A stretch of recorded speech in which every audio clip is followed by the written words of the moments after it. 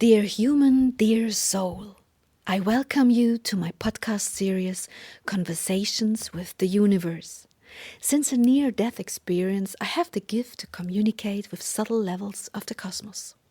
The knowledge from these for us invisible forms of energy I capture in my books, and it is now a great pleasure for me to share this knowledge, these conversations, with you as a supplement to the books. Please excuse me if the terms and articulations are not perfect. Our mother tongue is German, but we try to translate it to the best of our abilities. Thank you. Dear friend of the Indians, you said that you wanted to talk about the state of a soul that decides not to come back anymore, because it makes the decision during its lifetime. Please begin the way you wish to begin. Living in a physical body is also always quite an arduous and exhausting way of being.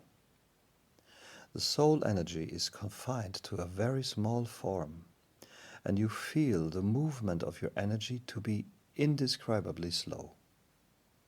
Therefore, on the one hand, incarnation is quite an exciting form for you to explore existence through the tools of the body.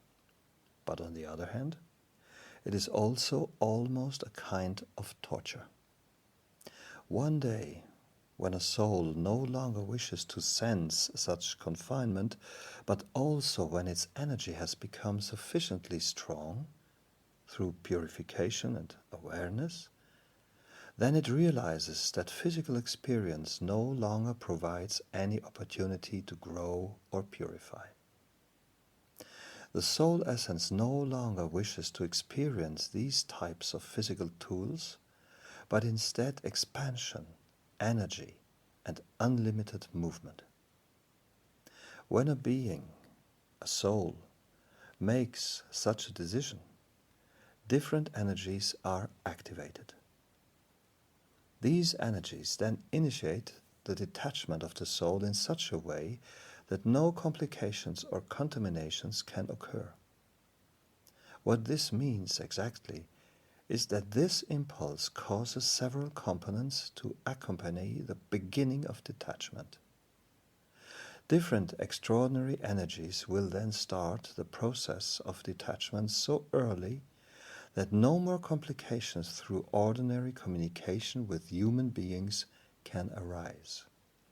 What I mean to say by this is that the detachment initiated by this decision rings in a completely different way of existence.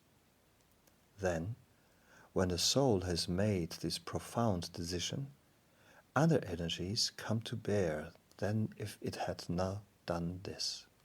Okay, but can you describe to me in more tangible terms what exactly is this means for transition? This means that this animated form experiences differently from normal souls. Then, when the soul has made this decision, the energy is brought into a sort of mode of detachment without actually actively starting detachment. This is a matter of readiness. So the soul is prepared to leave this body and never to return into another body. This means that now a completely different mode of detachment from physical aspects is in place. The awareness of this process alone is already part of this process of detachment. But to answer your question exactly, then, when the soul begins this detachment in earnest, its connection to the cosmos becomes far stronger than normal, because it's if the readiness for the final detachment causes a rise in energy levels. This means that when a soul has made this decision in wisdom, awareness, love, and mindfulness, and respect for the true meaning of life, this mode of awareness causes another rise in vibration. Therefore, the detachment from the body, this leave-taking from this mode of existence, is also called the last will. But why the last will? Don't we, I mean, doesn't the soul still have the will, the free will, and will also continue to move forward propelled by the free will? So why is it called last will? It is called that in the cosmos because this last will is the entry exam into the cosmic way of being, as it were. Of course, it is not the last will of a soul, but the last will of a soul in a body. Ah, I understand. But what is so special about that, this detachment? The special thing is that through this readiness, the being detaches in such a connected way that it transitions into a completely different mode of perception. In most cases, the souls experience this lighter perception immediately after leaving the physical tools of perception behind. You have seen this through my description of the process of transition. This is what the souls experience. They immediately perceive the spiritual world in all its glory. So can't you simply say, hey, I'm ready for this to be my last time on earth? Simply to expect to go into a more beautiful perception after transition than when you just die in the usual fashion? Exactly. Thank you for this question, because this distinction is very important. This readiness does not just exist in the human mind, but in the soul. And this is not a thing that is decided from one moment to the next, but it ripens in the soul, and sometimes this maturation process takes eons. But regardless of the time this takes, it is the energy behind this decision that counts. It does not mean anything if you make the decision in your mind only, but the soul, when it is ready to make this decision, has the energy of a nuclear power station, to give you an idea of the true willpower involved in this. All right. And what about people who cannot wait until the end of their natural life and commit suicide after this decision? No, this is not the kind of detachment that I'm talking about here. For if you go into this transition lovingly, powerfully, and wisely, you cannot at the same time consciously accelerate the process. You know, you feel that this detachment had to ripen inside you the way the earthly seasons do, and that the sudden acceleration of this process would not be the right way to go about it. It is the cosmic wheel that determines the respective movements and their speed, especially when souls incarnate. I mean to say with this that you have to obey the laws of the nature of this planet and the cosmic law. It would throw you back a long way if you were to try to interrupt this circle. I understand. This means that after you have made this decision, you still have to submit to the process, and that you can neither accelerate it nor interrupt it, but you have to live it out, however Right. long it may take, even if it will take another 80 years or so in a human body, because it is part of the process. Yes, exactly, dear. This is the key.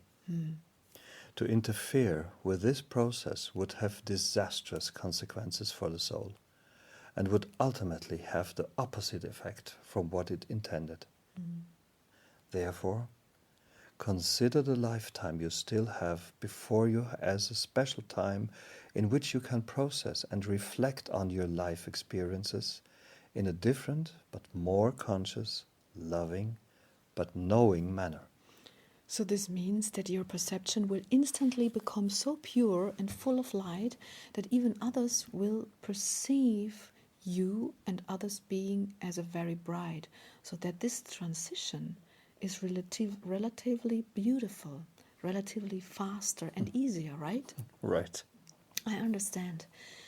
Have there ever been souls that has changed their mind at the last moment and wished to come back after all? Not that I know of. But I do not know every single soul, of course. Yes, I know.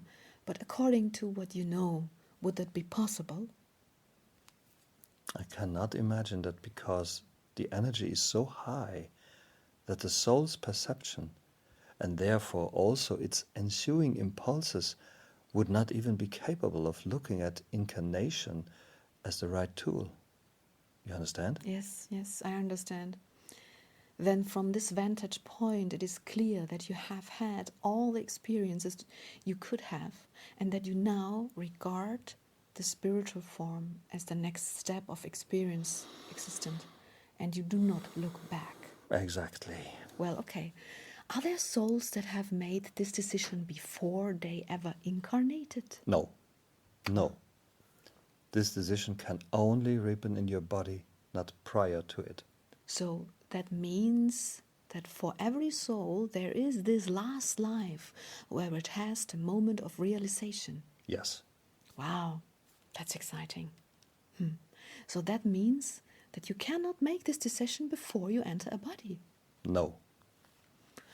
Okay, interesting.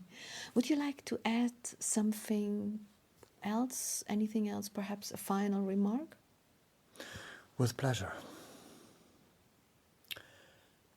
Living will encourage your inner growth so that one day you will feel that expansion, love, energy, limitlessness, and connection should be your new form.